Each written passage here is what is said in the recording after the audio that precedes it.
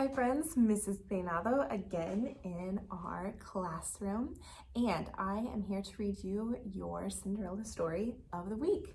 And this one is the Korean Cinderella, part 1. Long ago in Korea, when magical creatures were as common as cabbages, there lived an old gentleman and his wife.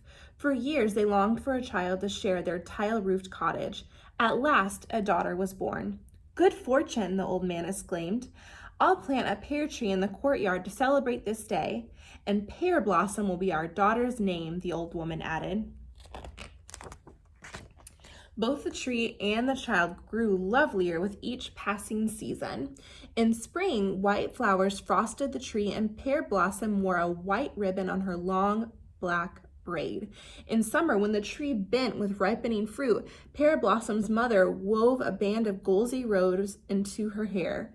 In the autumn, when leaves from the tree blew around the courtyard like scraps of sunshine, her mother dressed Pear Blossom in a yellow gown.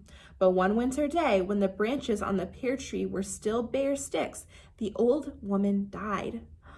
"Oh," wailed the old man, "who will tend Pear Blossom now?"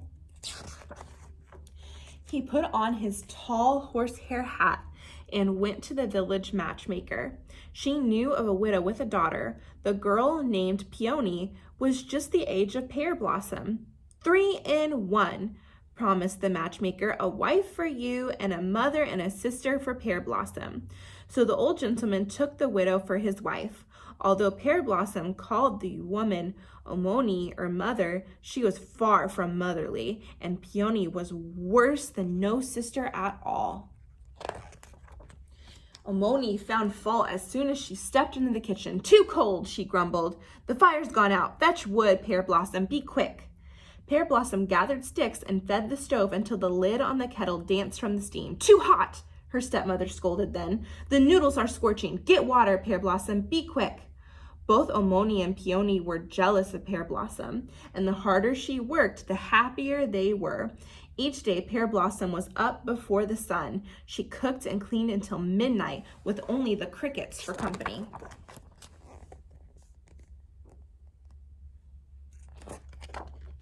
Each year was worse than the one before, for her father grew too feeble to pay attention to Pear Blossom's troubles. Omoni dressed Pear Blossom in rags and tied her shiny braid with a twist of rope, and now she and Peony addressed her only as Little Pig, or Pigling.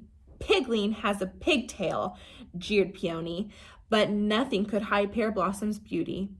At night, Omoni lay sleepless, searching for an excuse to get rid of her stepdaughter. One morning, she told Pear Blossom, "The water jar by the door needs filling." "It leaks, Omoni," Pear Blossom replied, "for it has a hole the size of an onion." "Stubborn little pigs get tied up and taken to market," warned her stepmother. "Fill that jar." Then Omoni and Peony marched through the courtyard gate, locking it behind them. Pear Blossom leaned against the tall jar. "Will no one in this world help me?" she asked. "Jug, jug, jugful," rumbled a hoarse voice. "A goblin!" Pear Blossom gasped. What if a goblin were hiding in the jar? Fearfully, she stood on tiptoe and peered inside. A giant frog with bulging eyes stared back. "Jugful," it croaked again, and squeezed itself like a stopper into the hole in the jar. "As you wish," agreed Pear Blossom. For frog or goblin, it was best to do its bidding. She hurried to the well and drew a jug full of water. When she poured it into the jar, not a drop leaked out. When Omoni and Peony returned, they found Pear Blossom resting beside the jar. "So," Omoni shrilled, "off to market, little pig." "But Omoni, the jar is full," Pear Blossom protested. "A frog helped me." "Trickery," snapped her stepmother, and she muttered to Peony, "A magic frog. Look inside that jar."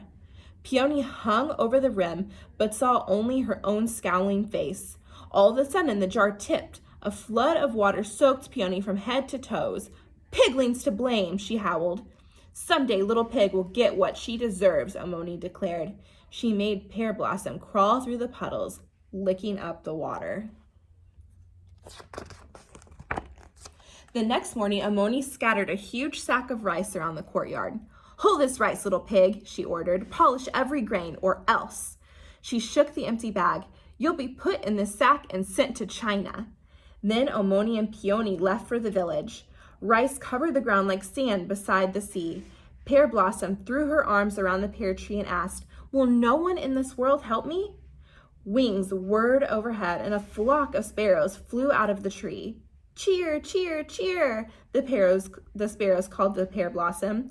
They pecked at the rice, separating husk from kernel. In a matter of minutes, the sparrows had polished the rice and piled it in a neat corner. When Omoni came back, she found Pear Blossom nodding beneath the tree. "Off to China," her stepmother began, and then caught sight of the mound of rice. "How can this be?" she demanded. Pear Blossom rubbed her eyes. "Sparrows flew out of the tree and polished the rice." "Birds don't hold rice," scoffed Omoni. "They eat it." But to Peony she whispered, "It's magic that's flying about. Catch some."